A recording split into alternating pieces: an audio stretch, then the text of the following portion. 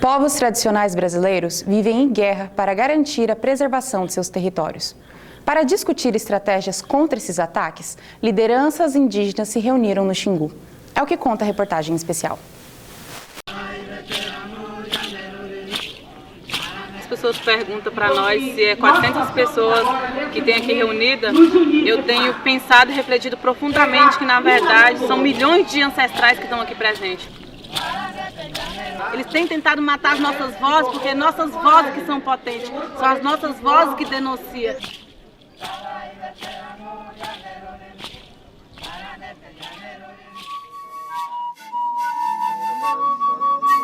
Olá, eu sou o Maicon Esker, estamos aqui na aldeia Piaraçu, no norte do estado de Mato Grosso, onde entre os dias 14 e 17 de janeiro, lideranças e representantes do movimento indígena se encontram para discutir e debater estratégias de resistência contra os ataques socioambientais que a comunidade originária do país tem sofrido atualmente. A grande reunião acontece às margens do rio Xingu, a partir do chamado de União do Cacique Raoni Metuti, líder Kayapó internacionalmente reconhecido pela sua luta em defesa dos direitos dos povos indígenas. Em 2019, durante a abertura da Assembleia Geral da ONU, Raoni foi alvo do discurso do presidente Jair Bolsonaro, que defendeu a mineração em reservas indígenas.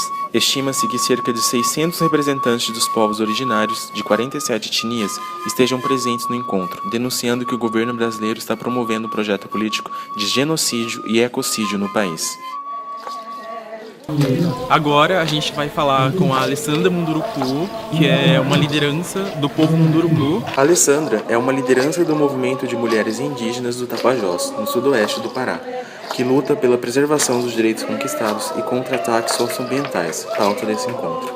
Segundo o Instituto Chico Mendes de Conservação da Biodiversidade, a região do Tapajós é a que mais concentra garimpo ilegal em toda a Amazônia. No dia 30 de novembro de 2019, dias após denunciar mineradores ilegais e madeireiros em Brasília, Alessandra teve a casa invadida. A visão do branco, ele entra na sua terra, ele vê riqueza. Se ele vê uma árvore, ele não quer saber se ele está dando sombra, ele não quer saber se está dando fruta, ele quer saber torar o tronco.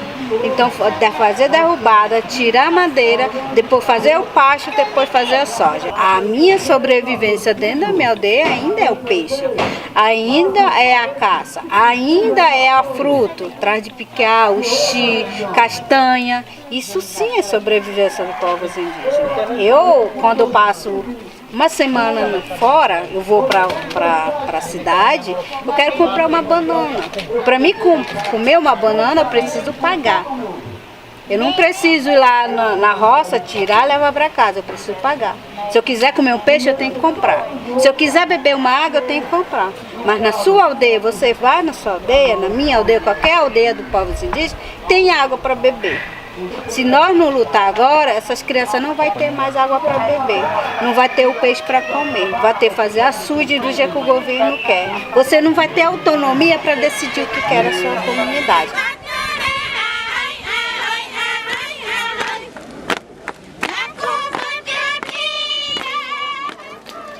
Para entender a realização do encontro e a importância que ele tem na unificação das vozes das comunidades indígenas do país, nos reunimos com a integrante da Rede de Juventude Indígena e uma das organizadoras desta grande reunião, Samantha Rotsitsina Chavante.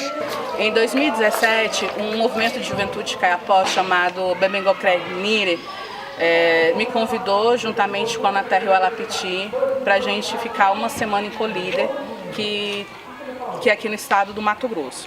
Chegando em Colíder, a juventude de Kayapó falou para a gente que queria realizar um sonho do Raoni, que era fazer um grande encontro dos povos indígenas, não somente Kayapó, mas também com povos indígenas do Brasil, com o objetivo de fortalecer novamente essa união dos povos.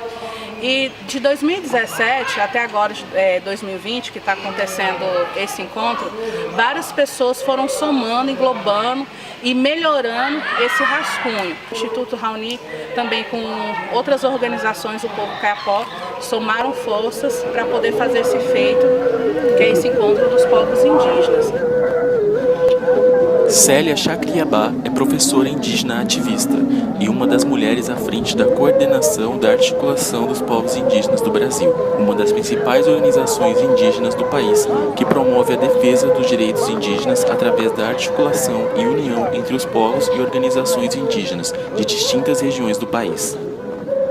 Quando as pessoas perguntam se nós povos indígenas estamos com medo, nós falamos que nós temos medo mesmo de permanecer vivo, sem poder dizer quem a gente é. Foram 138 assassinatos no ano passado das nossas lideranças indígenas. 2019 foi um ano muito de enfrentamento para nós povos indígenas, porque no dia 1º de janeiro, a primeira munição que o governo Bolsonaro atingiu foi para os povos indígenas, quando mudou o processo e também a transferência da FUNAI exatamente para o Ministério da Agricultura.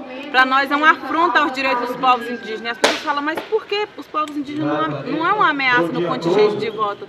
Mas atacar os povos indígenas precisa compreender que a guerra do século XXI é o território. E o dia que arrancar os direitos originários dos povos indígenas, que é o território, não vai sobrar lugar para mais ninguém. As pessoas perguntam para nós se é 400 pessoas que tem aqui reunidas. Eu tenho pensado e refletido profundamente que, na verdade, são milhões de ancestrais que estão aqui presentes. Porque a cada vez que a gente canta, a gente nunca canta só. É muito importante o que está acontecendo aqui, porque é um chamado para os povos indígenas para repensar as estratégias de enfrentamento a esse governo. Porque não é com arma de fogo que nós vamos vencer esse governo. Nós estamos armados com a nossa arma maior, que é a espiritualidade.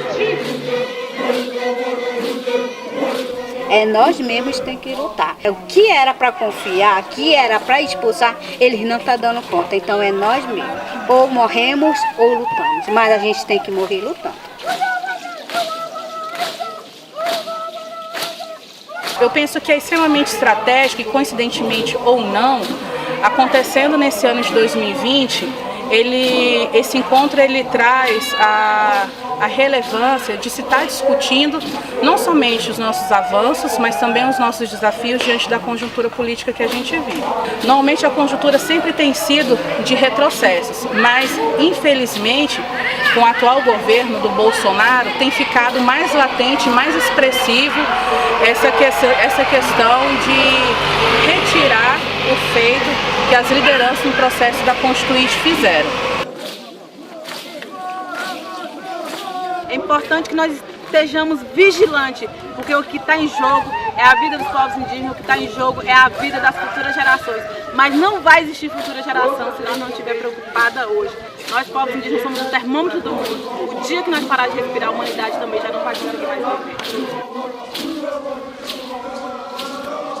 A união das comunidades indígenas do Brasil nesse momento é um exemplo de que os povos originários do país estão dispostos, assim como há 500 anos atrás, a continuar lutando pela sua autonomia e a preservação de seus modos de viver.